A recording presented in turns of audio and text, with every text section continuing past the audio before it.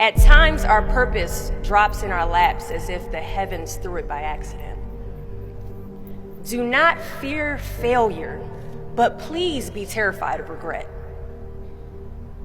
As giving up is the birth of regret. In the summer of 2009, I was 19 years old, working a summer position at Target between my freshman and sophomore year at undergraduate school.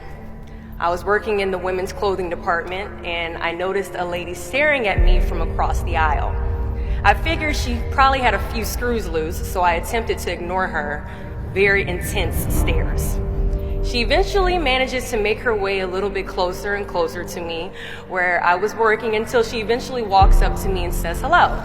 I say the famous Target quote, which is, "Hi, may I help you find something?" So now anytime someone says that to you all in Target, you know it's their job to say it to you. She then asks me, "Were you born in this country?" And I was immediately offended.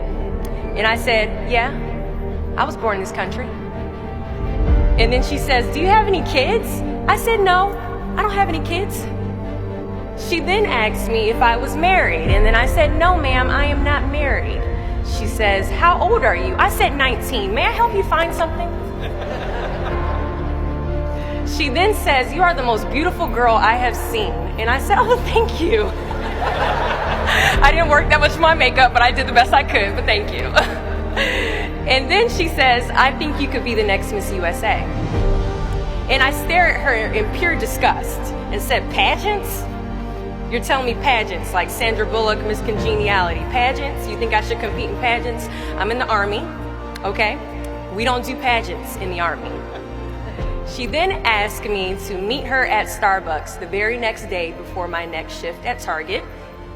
And she just wanted to do a little bit of explaining when it comes to what pageants is. And apparently I was a pretty open-minded 19-year-old because I actually agreed to meet her the very next day.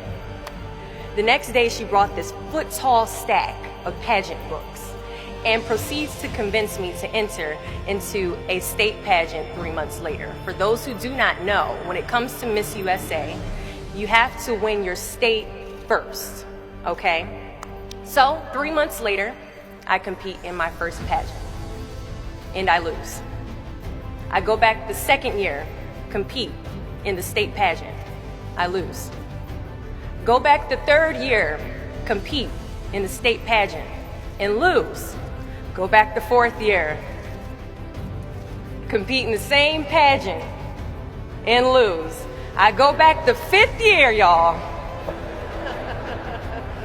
compete in the state pageant and lose. But guess what? I go back the sixth year. Guess what happens? I lose. I called her on the phone and said, "You told me I could be the next Miss USA." And she says, "Deshauna, keep working, don't quit, keep going back."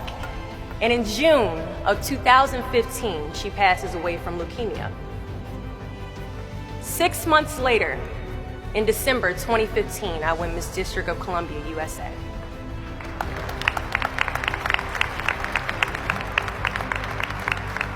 And 6 months after that, in June of 2016, I become the first soldier to win Miss USA.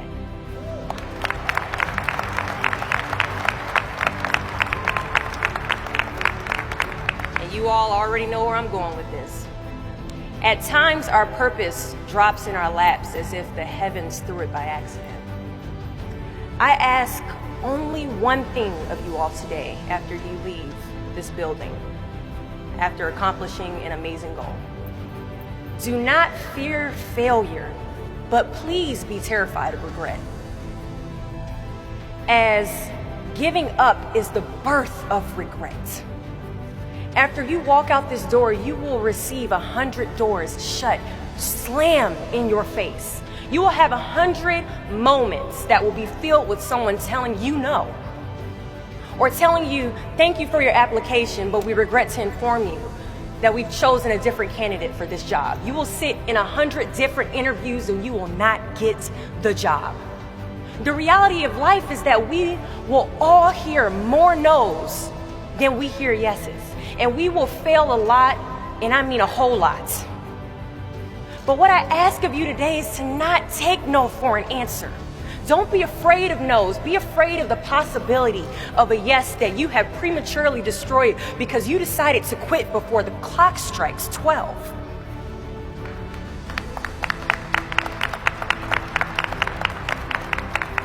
You can ask anyone, friend, family, anybody.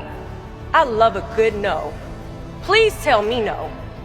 Telling me no is like adding fuel to a fire that is now set ablaze because of your single no. I love additional reasons to work harder. Please give me a reason.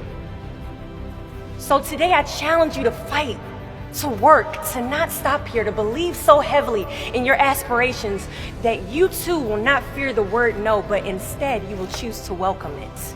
Thank you for your time.